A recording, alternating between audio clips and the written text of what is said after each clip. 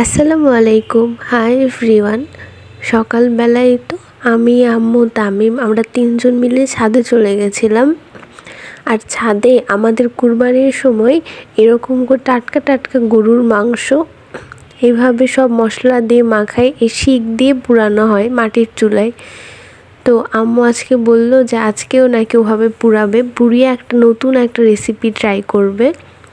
এই জন্য আমরা সবাই মিলে একটু দুপুরের দিকেই ছাদে চলে আসি। আর আম্মু এগুলো নিচ থেকেই মাংসগুলো মাখায় নিয়ে এসেছিলো, কারণ উপরে তো এত কিছু নিয়ে আসা সম্ভব না, দোতলা থেকে আবার চারতলায় নিয়ে আসা আবার নিয়ে যাওয়া অনেক অসুবিধা হয়ে যায়।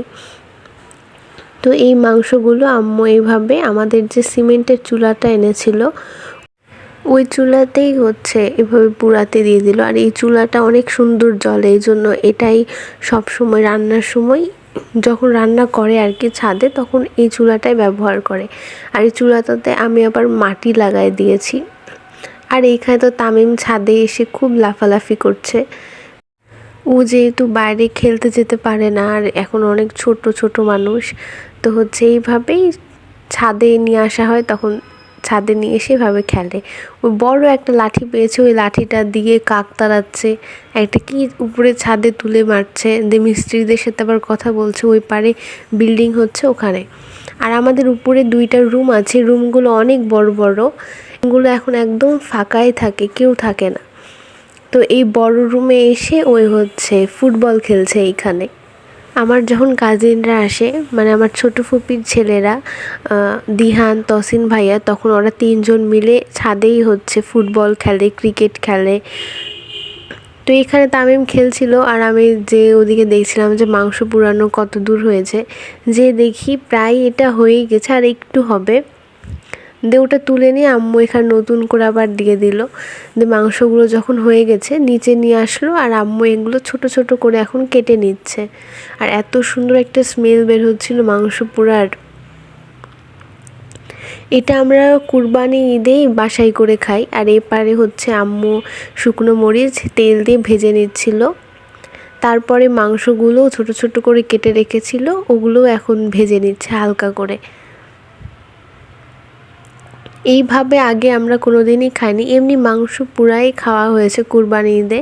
ওইটা সবাই পছন্দ করে, আমার দাদু অনেক পছন্দ করে, কিন্তু এইভাবে ছোট করে কেটে আবার এভাবে খাওয়া হয়নি।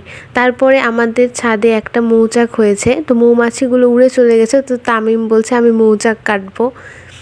তো ফার্স্টে ভালো করে দেখে নিচ্ছে যে আছে নাকি মৌমাছি, তারপরে দেখে যে নাই, দিয়ে এখানে কাঁচি দিয়ে সুন্দর করে কেটে নিল। সে অনেক আশা নিয়েছিল যে এটার মধ্যে মধু থাকবে, কিন্তু দুঃখের বিষয় এটার মধ্যে একটুও মধু ছিল না। আমি হাত দিয়ে অনেক সাহস করে দেখছিলাম যে কেমন আসলে এটা।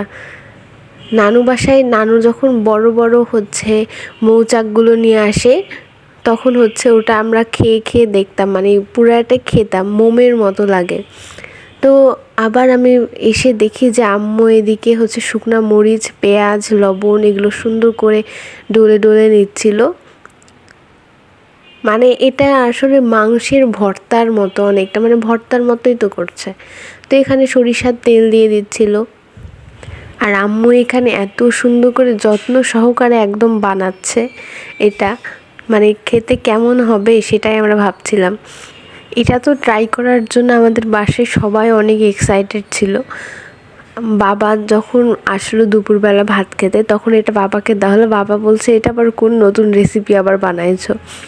আর তামিম তো এটা মাখানোর পরে ওই বাটি আর চামচ নিয়ে চলে গেছে খেতে। আমিও একটু ট্রাই করলাম, অনেক মজা হয়েছিল এটা। আর এই তো এটা ফাইনাল লুক। তো আজকের ভিডিও এই পর্যন্তই। আল্লাহ হাফেজ।